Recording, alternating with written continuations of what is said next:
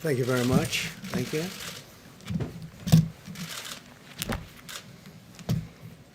Good evening. I'd like to provide the American people with an update on our efforts to protect the integrity of our very important 2020 election. If you count the legal votes, I easily win. If you count the illegal votes, they can try to steal the election from us. If you count the votes that came in late, we're looking at them very strongly, but a lot of votes came in late. I've already decisively won many critical states, including massive victories in Florida, Iowa, Indiana, Ohio. To name just a few, we won these and many other victories despite historic election interference from big media, big money, and big tech. As everybody saw, we won by historic numbers. And the pollsters got it knowingly wrong. They got it knowingly wrong. We had polls that were so ridiculous, and everybody knew it at the time. There was no blue wave that they predicted. They thought there was going to be a big blue wave. That was false. It was done for suppression reasons. But instead, there was a big red wave. And it's been properly acknowledged, actually, by the media. They were, I think, very impressed. But that was after the fact. That doesn't do us any good.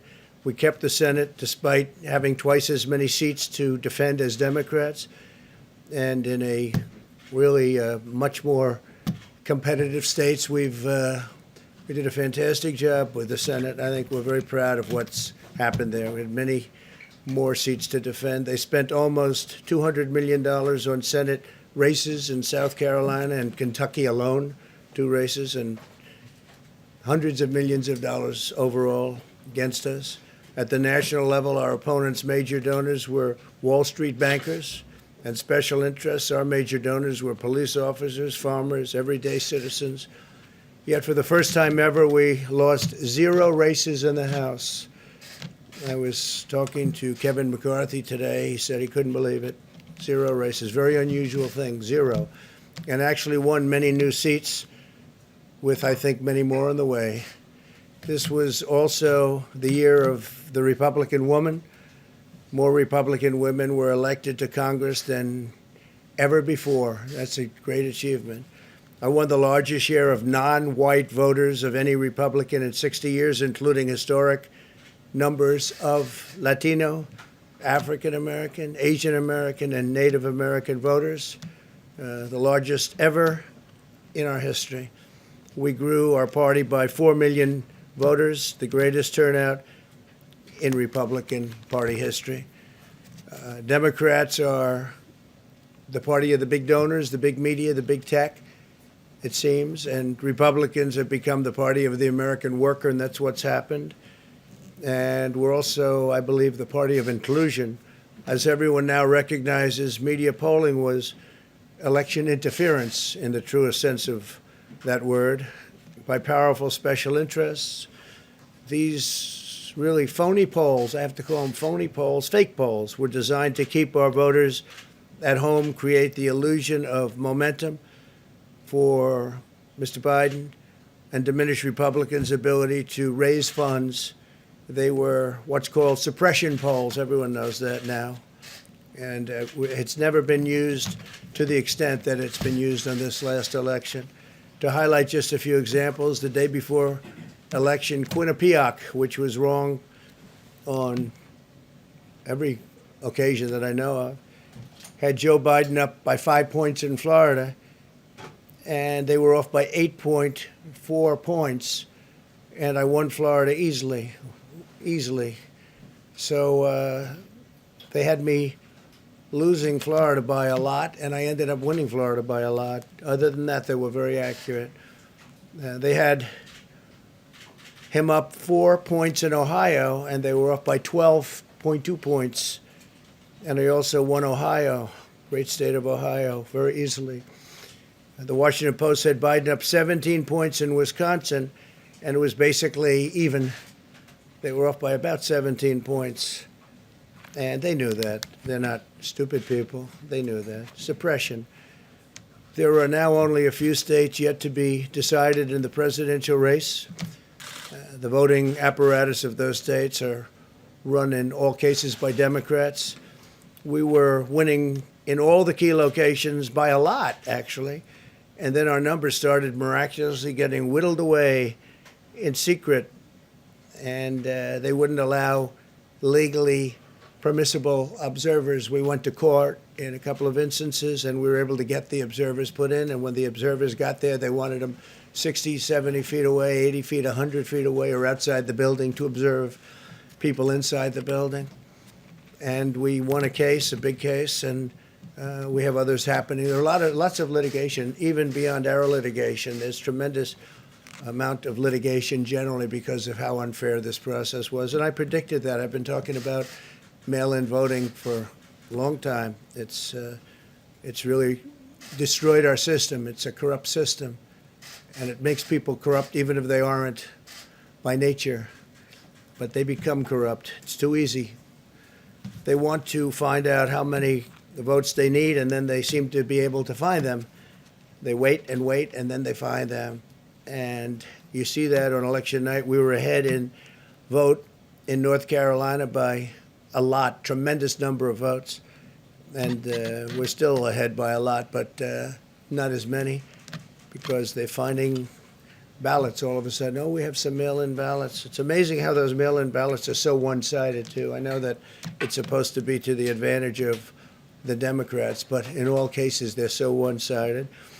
We were up by nearly 700,000 votes in Pennsylvania. I won Pennsylvania by a lot, and that gets whittled down to, I think they said now we're up by 90,000 votes, and they'll keep coming and coming and coming. They find them all over. And they don't want us to have any observers, although we won a court case. The judge said you have to have observers. Likewise in Georgia, and they're appealing. Actually, they're appealing.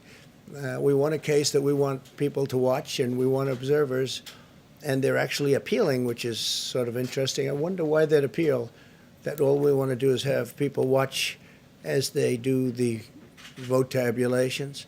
Likewise in Georgia, I won by a lot, with a lead of over getting close to 300,000 votes on election night in Georgia. And by the way, got whittled down, and now it's getting to be to a point where I'll go from winning by a lot to perhaps being even down a little bit. In Georgia, a pipe burst in a faraway location, totally unrelated to the location of what was happening, and they stopped counting for 4 hours, and a lot of things happened. The election apparatus in Georgia is run by Democrats. We also had margins of 300,000 in Michigan. We're way up in Michigan, won the state. And in Wisconsin, we did likewise fantastically well. And that got whittled down. In every case, they got whittled down. Today, we're on track to win Arizona. We only need to carry, I guess, 55% of the remaining vote, 55% margins, and that's a margin that we've significantly exceeded, so we'll see what happens with that, but we're on track to do okay in Arizona. Our goal is to defend the integrity of the election. We'll not allow the corruption to steal such an important election, or any election for that matter, and we can't allow anybody to silence our voters and manufacture results. I've been doing a lot of public things for a long time. I've never had anything that's been as inspirational, by people calling, talking, sending things to us. I've never seen such love and such affection and such spirit as I've seen for this. People know what's happening, and they see what's happening, and it's before their eyes. And there are many instances which will be reported very shortly. There's tremendous litigation going on, and this is a case where they're trying to steal an election. They're trying to rig an election, and we can't let that happen. Detroit and Philadelphia, known as two of the most corrupt political places anywhere in our country, easily cannot be responsible for engineering the outcome of a presidential race, a very important presidential race. In Pennsylvania, Democrats have gone to the state Supreme Court to try and ban our election observers, and very strongly. Now, we won the case, but they're going forward. They don't want anybody in there. They don't want anybody watching them as they count the ballots. And I can't imagine why. There's absolutely no legitimate reason why they would not want to have people watching this process, because if it's straight, they should be proud of it. Instead, they're trying, obviously, to commit fraud. There's no question about that. In Philadelphia, observers have been kept far away, very far away, so far that people are using binoculars to try and see, and there's been tremendous problems caused. They put paper on all of the windows so you can't see in, and the people that are banned are very unhappy and become somewhat violent. The 11th Circuit ruled that in Georgia the votes have been in by Election Day, that they should be in by Election Day, and they weren't. Votes are coming in after Election Day. And they had a ruling already that you have to have the votes in by Election Day. To the best of my knowledge, votes should be in by Election Day. And they didn't do that. Democrat officials never believed they could win this election honestly. I really believe that. That's why they did the mail-in ballots, where there's tremendous corruption and fraud going on. That's why they mailed out tens of millions of unsolicited ballots without any verification measures whatsoever. And I've told everybody that these things would happen because I've seen it happen. I watched a lot of different elections before they decided to go with this big, massive election with tens of millions of ballots going out to everybody, in many cases totally unsolicited. This was unprecedented in American history. This was by design, despite years of claiming to care about the election security. They refused to include any requirement to verify signatures, identities, or even determine whether they're eligible or ineligible to vote. People are walking in there. They have no idea. They're just taking numbers. They're writing down things, the workers, and doing a lot of bad things. And we have a lot of information coming and litigation that you'll see that will shake even you people up. And you've seen it all. The officials overseeing the counting in Pennsylvania and other key states are all part of a corrupt Democrat machine that you've written about, and for a long time you've been writing about the corrupt Democrat machine. I went to school there, and I know a lot about it. It hasn't changed. It's a long time ago, and hasn't changed. It's gotten worse. In Pennsylvania, partisan Democrats have allowed ballots in the state to be received 3 days after the election, and we think much more than that.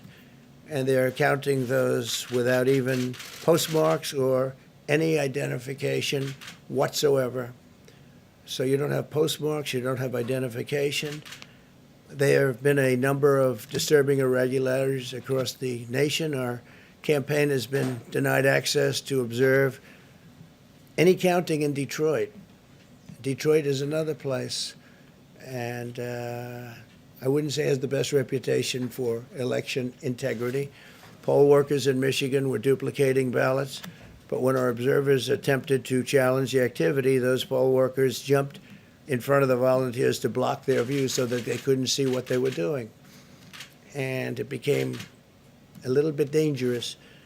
One major hub for counting ballots in Detroit covered up the windows again with large pieces of cardboard, and so they wanted to protect and block the counting area. They didn't want anybody seeing the counting, even though these were observers who were legal observers that were supposed to be there. In Detroit, there were hours of unexplained delay in delivering many of the votes for counting. The final batch did not arrive until 4 in the morning, and even though the polls closed at 8 o'clock. So they brought it in, and the batches came in, and nobody knew where they came from. We've also been denied access to observe in critical places in Georgia. In multiple swing states, counting was halted for hours and hours on election night, with results withheld from major Democrat-run locations only to appear later. And they suddenly appeared, and they all had the name Biden on them, or just about all. I think almost all. They all had the name Biden on them, which is a little strange. I challenge Joe and every Democrat to clarify that they only want legal votes, because they talk about votes, and I think they should use the word legal votes. We want every legal vote counted, and I want every legal vote counted. We want openness and transparency, no secret count rooms, no mystery ballots, no illegal votes being cast after Election Day. you have election day, and the laws are very strong on that. You have an election day, and they don't want votes cast after election day, and they want the process to be an honest one. It's so important. We want an honest election, and we want an honest count, and we want honest people working back there because it's a very important job. So that's the way this country is going to win. That's the way the United States will win, and we think we will win the election very easily. We think there's going to be a lot of litigation because we have so much evidence, so much proof, and it's going to end up perhaps at the highest court in the land. We'll see. But we think there'll be a lot of litigation because we can't have an election stolen like this. And I tell you, I have been talking about this for many months with all of you, and I've said very strongly that mail-in ballots are going to end up being a disaster. Small elections were a disaster. Small, very easy-to-handle elections were disastrous. This is a large-scale version, and it's getting worse and worse every day. We're hearing stories that are horror stories, absolute horror stories, and we can't let that happen to the United States of America. It's not a question of who wins, Republican, Democrat, Joe, myself. We can't let that happen to our country. We can't be disgraced by having something like this happen. So it will be hopefully cleared up, maybe soon, I hope soon, but it'll probably go through a process, a legal process. And as you know, I've claimed certain states, and he's claiming states, and we can both claim the states, but ultimately I have a feeling judges are going to have to rule. But there's been a lot of shenanigans, and we can't stand for that in our country. Thank you very much.